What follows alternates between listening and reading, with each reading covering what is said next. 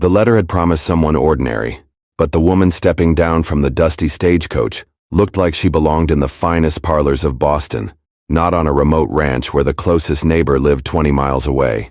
Sawyer Briggs watched from behind the wooden post of his porch, his calloused hands suddenly feeling too rough, his simple clothes too worn. She moved with a grace that seemed impossible for someone who had just endured 3 days of bone-jarring travel across rough terrain.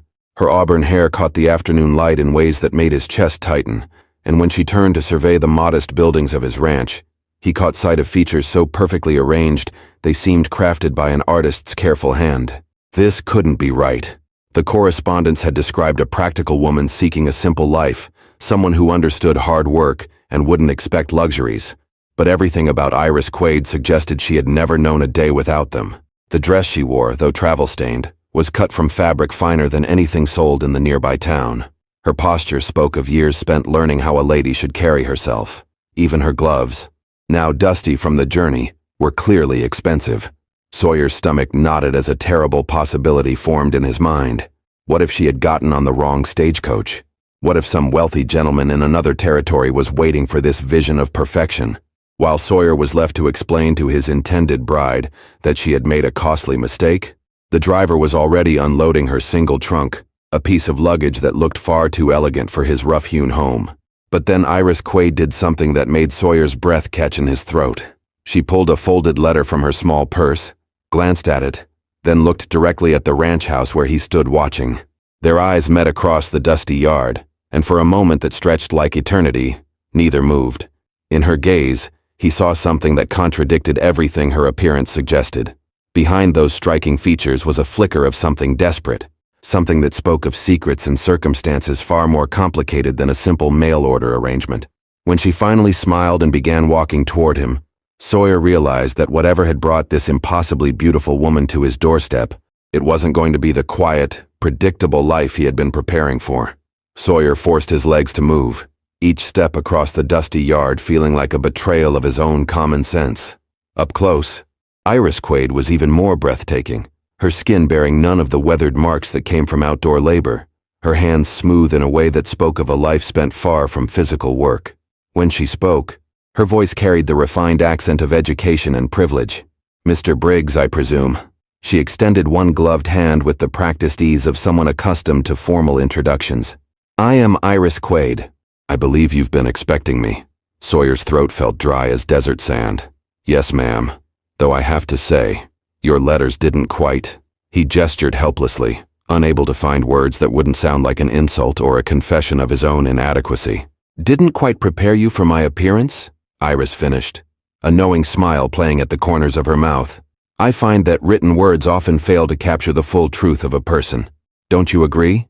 There was something in her tone that suggested layers of meaning beyond the simple observation. Sawyer studied her face, searching for clues about what kind of woman would willingly travel hundreds of miles to marry a man she had never met. The longer he looked, the more convinced he became that desperation lurked beneath her composed exterior, like a crack in otherwise flawless porcelain. "Your ranch is exactly as you described," Iris continued, surveying the modest wooden buildings, the simple corral where his horses grazed, the vegetable garden he tended himself. Peaceful, remote, far from the complications of civilized society. The way she emphasized that last phrase made Sawyer's chest tighten with suspicion. Most women seeking mail-order marriages spoke of building a life together, of partnership and shared dreams. Iris Quaid spoke like someone fleeing from something, seeking refuge rather than romance.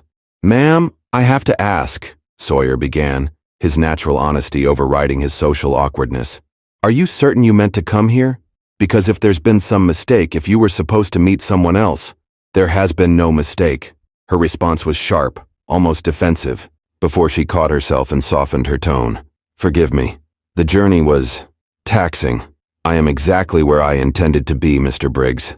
But as she spoke, her eyes darted briefly toward the horizon, as if checking to see whether anyone had followed her here. The gesture was so quick that Sawyer might have missed it if he hadn't been watching her so intently, trying to solve the puzzle of her presence. The stagecoach driver finished unloading her trunk and approached them with the practiced efficiency of a man eager to complete his route. "That'll be everything, folks. Next stop won't be for another week, so you'd best be sure about your arrangements." He tipped his hat and climbed back onto his seat. As the stagecoach rolled away in a cloud of dust, Iris Quaid watched it disappear with an expression that looked suspiciously like relief. Whatever had brought her to this remote place, Sawyer was beginning to suspect that her reasons had nothing to do with finding a husband. The silence that followed the stagecoach's departure stretched uncomfortably between them. Sawyer found himself acutely aware of every flaw in his appearance and surroundings, from the patch on his work shirt to the weathered boards of his porch that desperately needed fresh paint. Iris stood perfectly still, her composure so complete it seemed rehearsed, as if she had prepared for this exact moment. "Perhaps you could show me where I'll be staying," she asked, her tone carefully neutral. "I assume you have made appropriate arrangements for a lady's privacy?" "Yes, ma'am. I cleared out the back room of the house. It has its own entrance and a good strong lock." Sawyer hefted her trunk, surprised by its weight. Whatever she had brought with her, it was more than the practical belongings one might expect from a frontier bride. "I've been sleeping in the barn since your letter confirmed you were coming." Something flickered across her features at the mention of the letter, too quick for him to interpret. "That was very considerate of you." As they walked toward the house, Sawyer noticed how carefully she stepped, avoiding the worst of the dust and debris that littered his yard. Her boots, though practical enough for travel, were clearly expensive leather that had never seen hard use. Everything about her spoke of a life of comfort and refinement, making her presence on his struggling ranch seem increasingly impossible. "Mr. Briggs," she said as they reached the porch steps, "I feel I should clarify something about our arrangement. While I appreciate your consideration in providing separate quarters, I hope you understand that I will need time to adjust to this new life. The transition from my previous circumstances has been rather sudden." Previous circumstances. The phrase hung in the air like smoke from a distant fire, carrying hints of something significant left unsaid. Sawyer set down her trunk and turned to face her fully. "What kind of circumstances were you leaving behind, Miss Quaid?" For the first time since her arrival, her composure cracked slightly.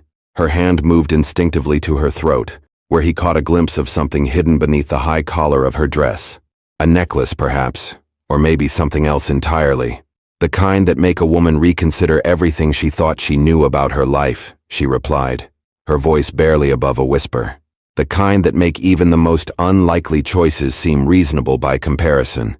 Before Sawyer could respond, the sound of approaching horses echoed across the valley. 3 riders were cresting the ridge that marked the edge of his property, their silhouettes dark against the afternoon sky. Iris went rigid at the sound, her face draining of color in a way that transformed her from mysterious to genuinely frightened. "Are you expecting visitors?" she asked, but her tone suggested she already knew the answer. "No, ma'am. Out here, unexpected visitors usually mean trouble." Iris's hand gripped his arm with surprising strength. "Mr. Briggs, I need you to understand something. Whatever those men might say about me, whatever claims they might make, I'm exactly who I told you I was in my letters. But there are people who would prefer to remember me differently." The riders were close enough now that Sawyer could make out details. Well-dressed men on good horses, the kind who could afford to travel far from civilization when they had business to conduct. The kind who didn't come calling on isolated ranches unless they were looking for something specific. "Just how much trouble did you bring to my doorstep, Miss Quaid?" The 3 riders approached with the measured pace of men who knew their quarry had nowhere to run. Iris's grip on Sawyer's arm tightened, and he could feel the tremor in her fingers despite her efforts to maintain composure. The lead rider was a tall man with silver hair and expensive clothes that marked him as someone accustomed to getting his way. His companions flanked him with the easy confidence of hired muscle. "Miss Pemberton," the silver-haired man called out as he reined in his horse 20 feet from the porch. "Or should I say, the future Mrs. Pemberton. You've led us quite a chase." Sawyer felt Iris stiffen beside him at the name, her carefully constructed identity cracking like ice in spring thaw. Pemberton, not Quaid. Everything she had told him, every letter they had exchanged, had been built on a lie. "I'm afraid you're mistaken, gentlemen," Iris replied, her voice steady despite the fear Sawyer could sense radiating from her. "My name is Iris Quaid, and I am here to marry Mr. Briggs." The lead rider dismounted with the fluid grace of a man comfortable in the saddle. "Miss Victoria Pemberton, your father has been very worried about you. Running away 3 days before your wedding to Charles Hartford was most inconsiderate." Victoria. Even her given name had been false. Sawyer felt something cold settle in his stomach as the pieces began falling into place. A wealthy woman, fleeing an arranged marriage, using a mail-order bride arrangement as cover for her escape. He had been nothing more than a convenient fiction, a way to disappear from one life and avoid another. "I believe there's been a misunderstanding here," Sawyer said, stepping slightly forward to place himself between Iris and the mounted men. "The lady came here of her own free will to honor an agreement we made through correspondence." The silver-haired man smiled, but there was no warmth in it. "Mr. Briggs, is it? I'm afraid you've been the victim of an elaborate deception. Miss Pemberton is engaged to be married to the son of one of the most prominent families in St. Louis. Her father has authorized me to bring her home to fulfill her obligations." "And if she refuses?" Sawyer asked, though he already suspected the answer. "Then we'll be forced to involve the local authorities. You see, when Miss Pemberton fled, she took with her certain family heirlooms, valuable items that don't belong to her. That makes this a matter for the law." Iris's hand moved instinctively to her throat again, confirming what Sawyer had suspected. Whatever she wore beneath her collar was worth enough to bring 3 men hundreds of miles into the wilderness to retrieve it. "Mr. Briggs," she said quietly, her voice carrying a note of genuine desperation for the first time since her arrival.